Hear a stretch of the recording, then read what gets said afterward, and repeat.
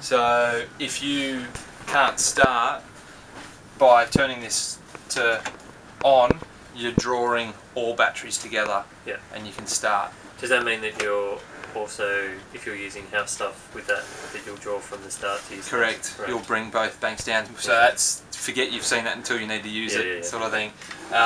Because when you look in here, I'll go back into there, but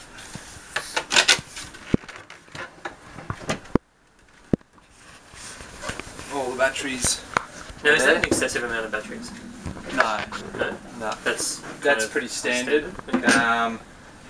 When guys want to go and do a bit more cruising, they'll even put more in. These batteries. Where could you put more in on this boat? Could you? You can, but not obviously here. You'll have to have them set somewhere else, and then you'd have a connecting cable run through the build or whatever. So that's your house and that's your engine. They're all. What tells you that? Well, I know.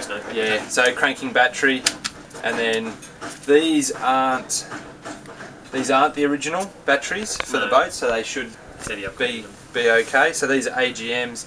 They all would have been that as standard. So that's a lead acid. Okay. And this is AGM. So that needs maintenance. That needs maintenance. Yeah, you need to check the cells.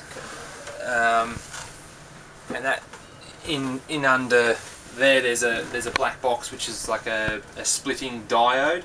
That's the Jesus box that when you're motoring or on shore power, it's charging both. Then when you're away from shore or no engine, it restricts the engine battery. It shuts that out of it because they're all actually connected. Right.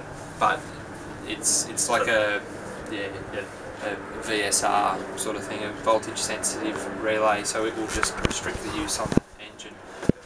That's what bypasses it. That's why you can then connect them all together. In under here, trip switches. You've seen these before. So little black arm up, reset. So 12 volt winch. Then you've got anchor here and service. So if I do this one, service board's gone. This is probably the one that you'll use more than likely, is the anchor one. So if you snag something, it'll trip there before damaging the windlass. And then the other one is for sheet winches. So for you, I think he's got an electric cabin top one. So that's what that is. Up the top there, that's your. And there's a bow thruster on. Is that kind of an add-on? Bow thruster there. That's an actual A&L fuse, so it's not a trip. So that underneath there, you take off this the covering, and then that's just like a blade fuse between those two, so that will break. So we should probably need spares of those. Okay. Rare for that to go as well, with the thruster,